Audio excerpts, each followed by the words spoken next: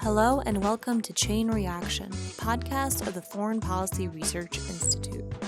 This week, we'd like to introduce a special series recorded in collaboration with FPRI's BNB Russia, a news brief that brings together the latest on Russia's economy, politics, business, and political risk environment. FPRI's BNB Russia strives to be a platform for analysis, particularly for emerging area experts and academics, and a space for even-handed, fact-based conversations in the hopes of improving Russia and Eurasia analysis and coverage. Throughout the year, this series, hosted by FPRI fellow and BNB Russia founder Aaron Schwartzbaum, will explore politics, economics, and their intersection in Russia, Ukraine, and the post-Soviet space. Welcome back. I'm your host, Aaron. So for all of Vladimir Putin's power, one of the most persistent misconceptions about him, and indeed governance in Russia, is that he's individually controlling everything that happens in the country. Back when I was writing the brief, one of the ways I would explain governance in Putin's Russia was with an analogy to Lord of the Rings, that Putin's gaze is a bit like the Eye of Sauron. Now, not to make a value judgment or to compare Russia to Mordor, but Putin has a very intense focus. What he's looking at gets done, but his focus is also narrow. So how does the rest of his agenda get accomplished? Enter one Mikhail Mishustin. Now that name doesn't come up a lot in the Western press, but he's Russia's prime minister and could well be the second most important man in the country. So who is Mishustin? What is his agenda? And what does his role tell us about governance in Russia on a broader level? Joining us for this episode is Dr. Fabian Burkhardt. Fabian is a researcher with the Political Science Junior Research Group at the Leibniz Institute for East and Southeast European Studies. He had a lot to share, so stay tuned.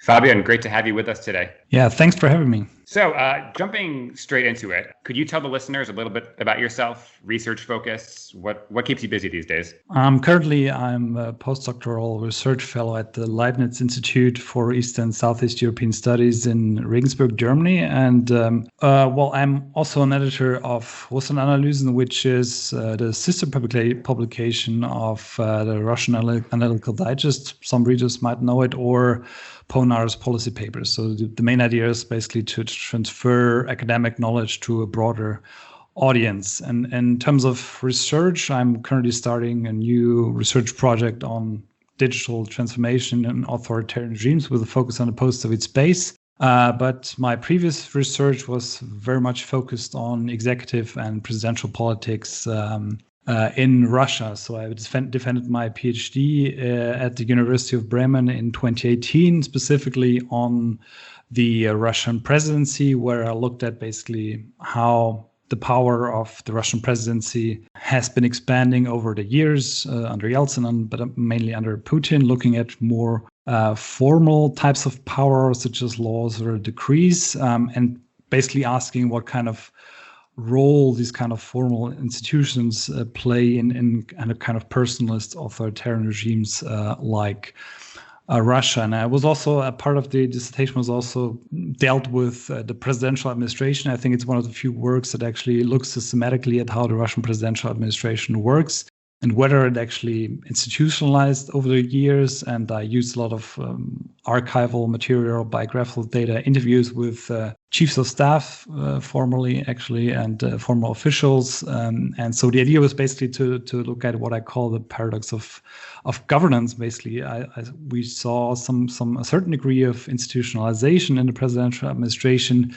but this did not really increase coherence or governance. So there's a huge problem, obviously, with implementing actually presidential decisions, directives. So if you look at the archival data, I actually have, so there was about only 50% of actually presidential directives were actually implemented, in fact. So that seems to be one of the paradoxes of having a very strong president or who actually has problems with actually having own decisions implemented by other actors, be it in the federal government or in the regions. And after the PhD, I went on for a postdoc position to Moscow at the HSE.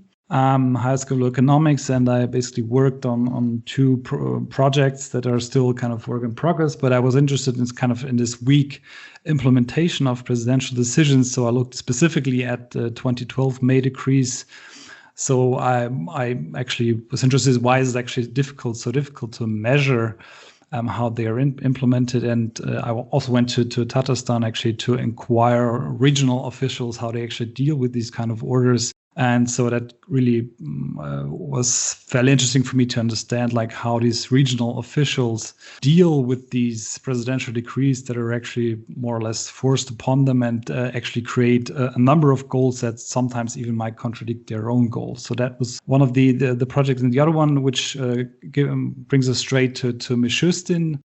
So it's actually we, with a colleague from Potsdam University, we looked at structural changes within Russian ministries, federal ministries. And so one interesting finding that I found intriguing was that actually departments and ministries change much more often and quickly than actually departments that deal with policy implementation. So it's basically administration. So the basically those that administer the federal and manage the ministries, they change more often. In our interpretation, there is actually a lot of patronage and rent seeking going on in these management units. And that is fairly interesting when you look at one of Mishustin's ideas, actually to limit the staff size of these departments in ministries and agencies that actually only service the executive bodies but do not actually have a policy function. So the idea of Mishustin is actually to limit it to 30%. And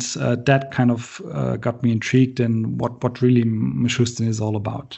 So hearing that biography, I mean, there's content in there for, I'm sure, several, if not a great number of Bear Market Brief podcast episodes. So all of that's really interesting. But yes, today we are focusing on Mikhail Mishustin, who, just for clarity, is the Prime Minister of Russia. I was thinking earlier, and we don't have to answer this today, but as an important exercise, given the limitations of Putin's power, and it's one of the things we talk about a lot on this podcast, that contrary to popular understanding, Putin isn't personally pulling every lever of state in the country and personally managing a lot of his own initiatives. So looking at Mishustin, who may or may not be the second most powerful person in Russia as far as the agenda goes, wanted to talk all about him today. Whether or not he's second or third or fourth most powerful, he is in a very critical role at a critical juncture for Putin and governance in Russia. So let's start at the very top level. Who is Mikhail Mishustin? Where did he come from? Any noteworthy biographical facts about him? Yes, I mean, it's I think it's definitely an interesting person.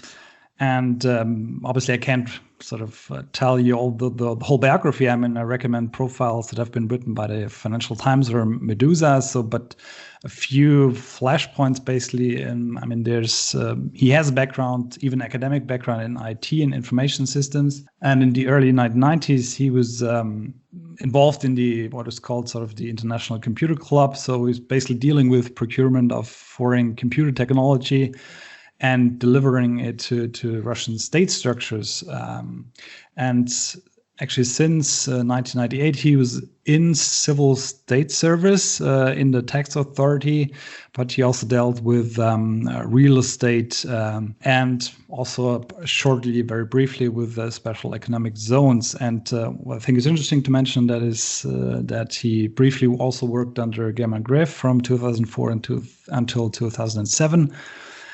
And after sort of a short stint in private business, he went on to head the Federal Tax Service of Russia in 2010 until 2020, when he was in January, when he was appointed prime minister.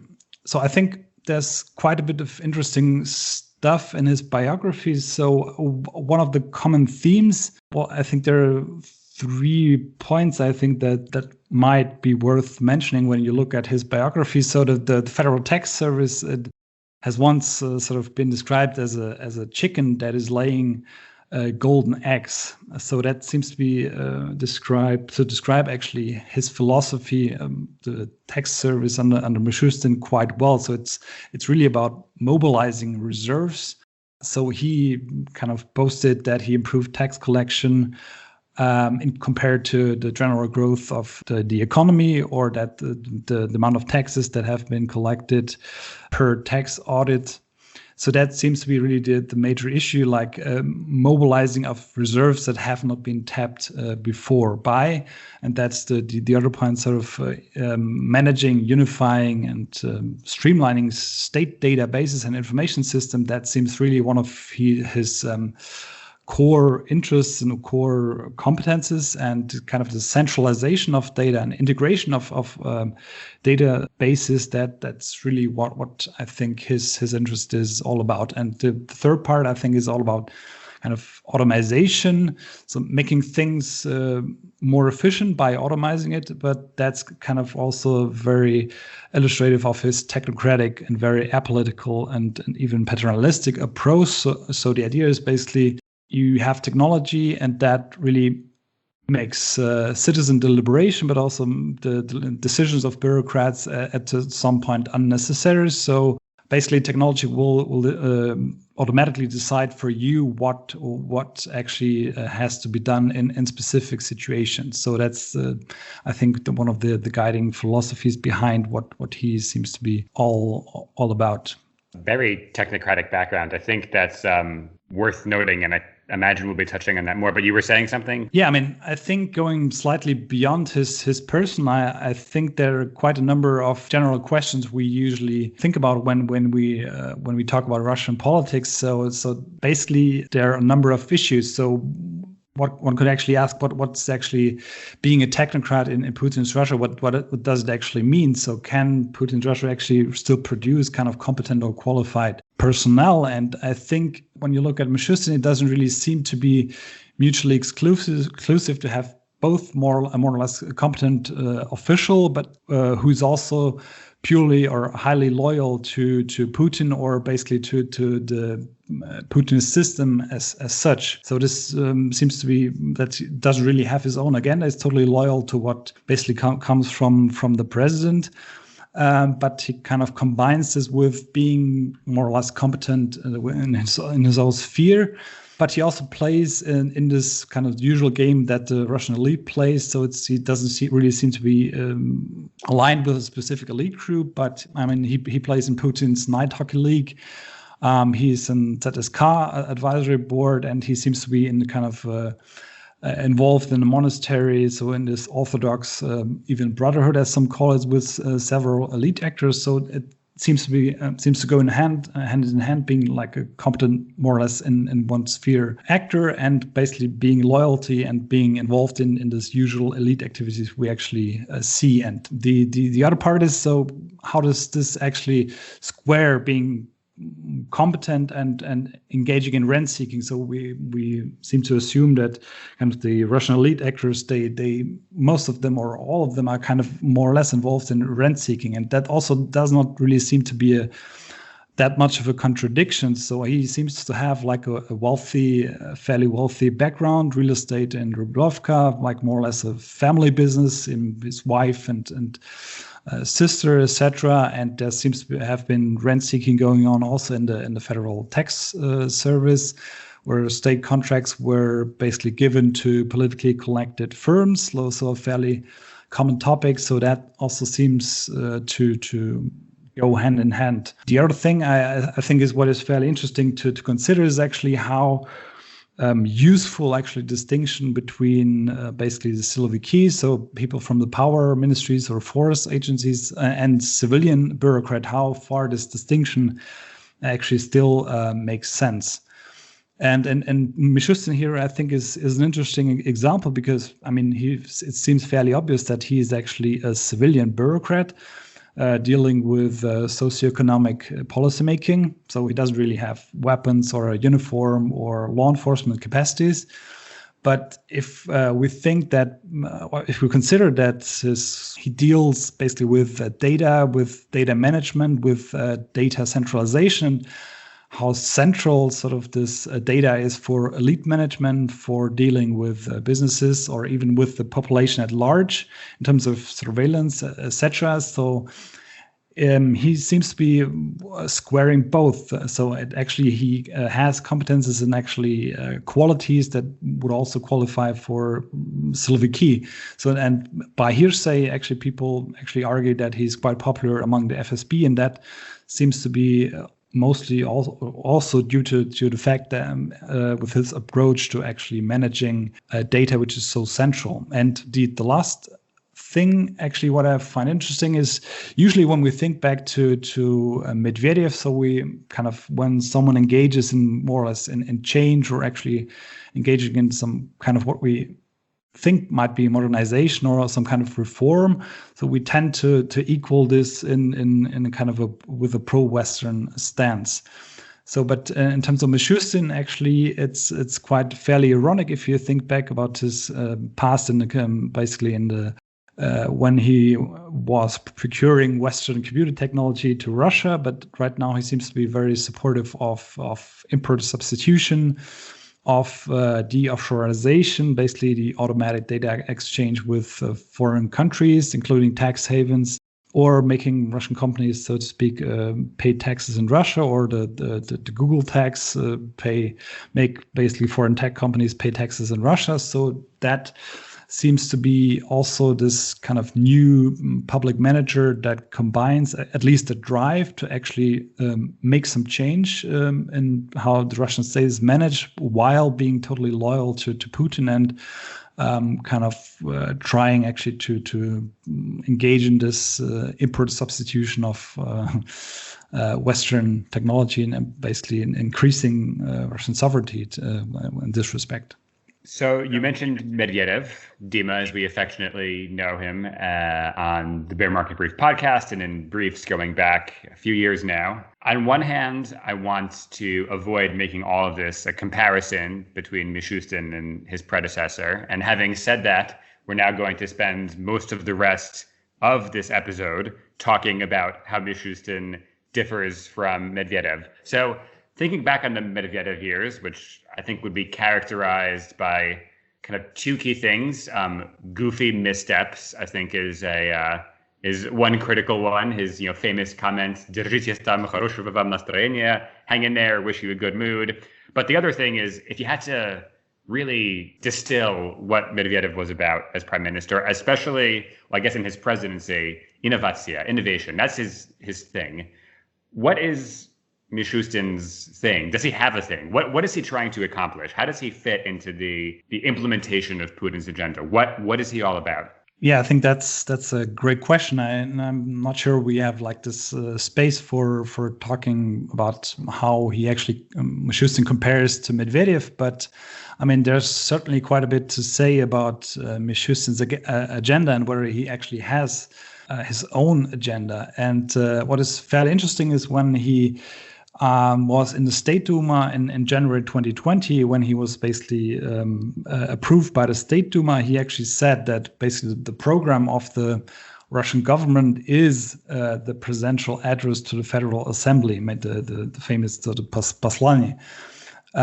So actually arguing Putin's program is my program. And the other remark he made at this Duma session was that the national projects need to be enhanced and need to kind of be accelerated. And so I think taking these two remarks at the very beginning of his premiership, so to speak, I think these are telling in terms of what we have seen in the last year as such, and there are quite a number of priorities one might mention, and I think there are actually four of them that have been crucial over the last 1.5 years maybe. And I think the first is how basically the State Council as such is managed as a major venue where the national projects and basically the national goals are managed.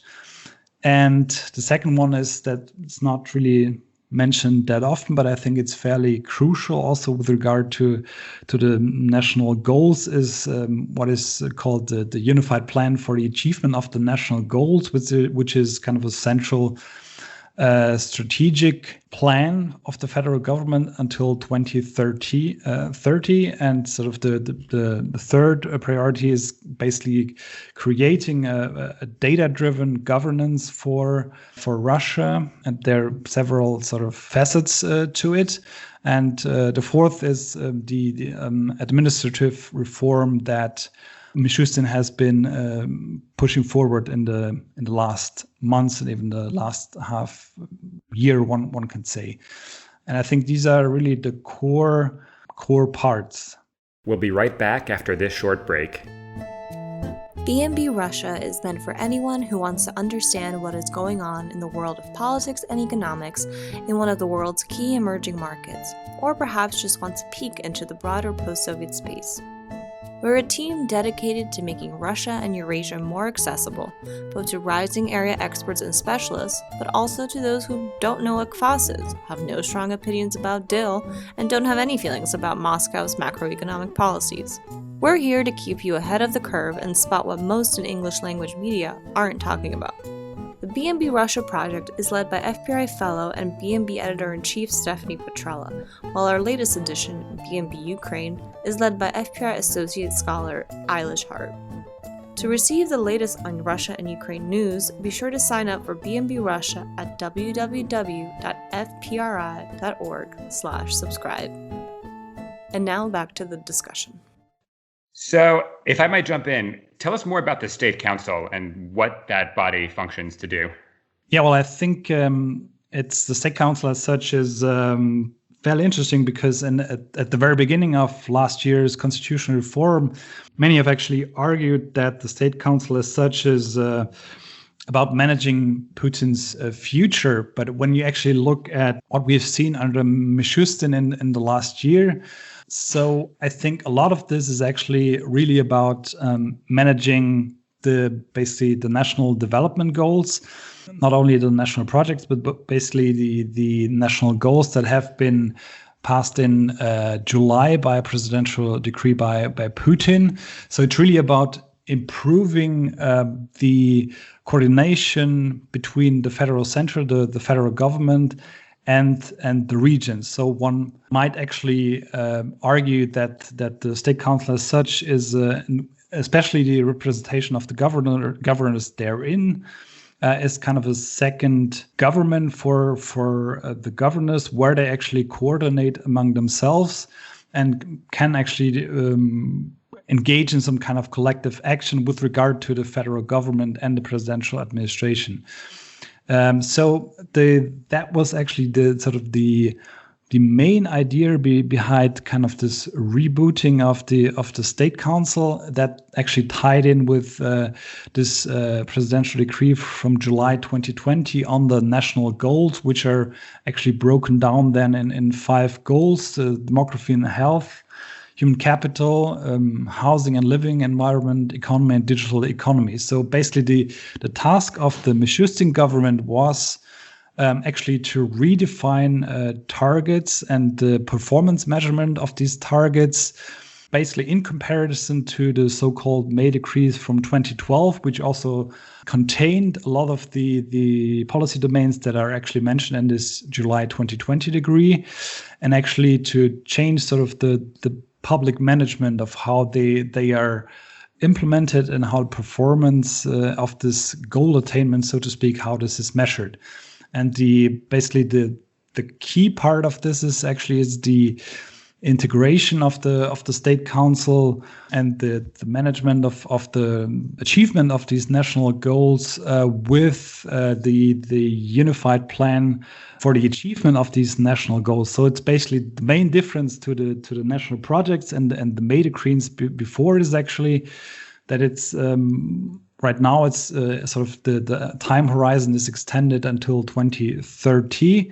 But there's more sort of budget spending actually tied to the achievement of these national development goals. So actually people argue that it's more than sort of 70% outside of the national defense budget is actually tied to the implementation of these. And and compared to much less, around 20% that was previously allocated of actually achieving these national goals. And Mishustin has been kind of busy in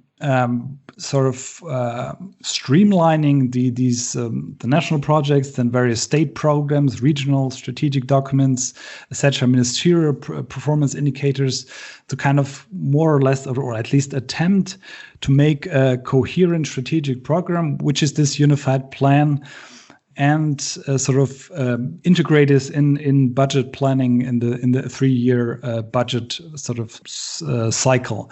And basically the idea is to create actually teams among and with deputy prime ministers responsible for the implementation of these various national goals, and actually coordinating in this work, and actually to overcome policy deadlocks that have happened far too often in the past with the implementation of these national development goals. And one of the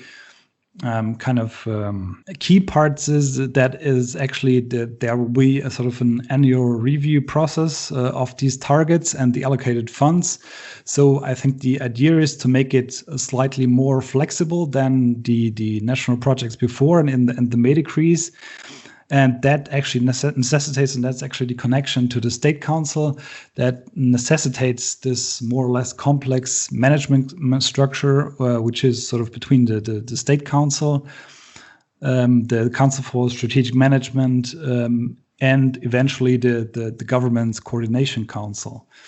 And now bringing in sort of the expertise of Mishustin in digital governance, like how he has transformed the Federal Tax Service before. So I think sort of the main idea is to transform or actually improve, or that's actually his ambition. Whether it will be realized, that's difficult to say. Actually, basically to improve the implementation by a sort of a data-driven government. So to have a digital information systems where you have more sort of objective data, real-time data even, rather than subjective assessments sort of by bureaucrats that actually insert their data into the system. And that makes it very hard to the federal executives to actually monitor and actually check in how far the quality or actually the quantity of implementation actually corresponds to the goals that actually need to be achieved. And I mean, there's been quite a bit of talk about the coordination council in the government. So that's basically a troubleshooter within the government. That kind of the intention of this is actually to actually gather all this information and introduce some kind of incident management if something goes wrong.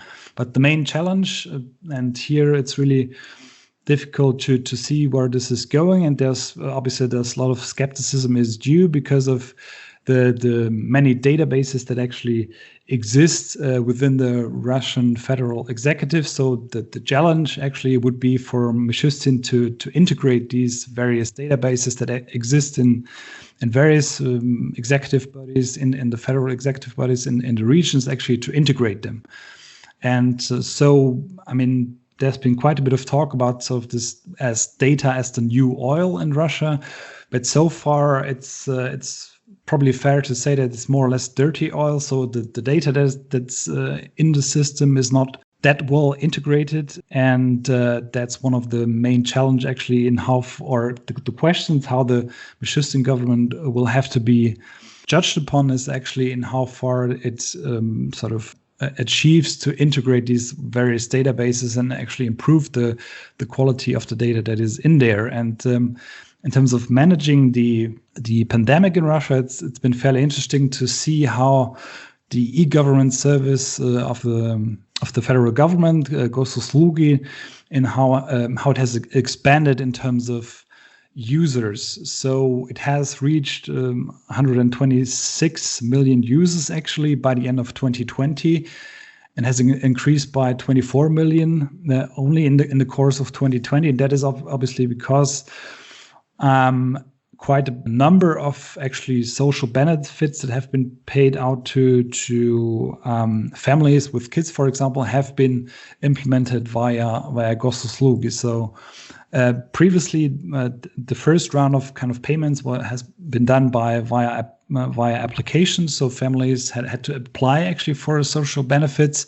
But the philosophy, and I think that speaks a lot to how Mishustin thinks about how the state should be managed. So the philosophy actually should be that these payments should be made automatically, so without actually application. So once the government actually decides that a certain payment should be made to a specific group of the population, then this, based on the kind of the databases or the integrated databases the government creates, they ideally should be kind of handed out in an automatic fashion, and that's actually what we have seen in the last year. That actually Mishustin has tried to achieve this in various to certain degrees. One of this, it's obviously it's a fairly risky endeavor for citizens as such. There's a bit of talk about sort of the digital citizen profile, which would allow obviously the government to actually have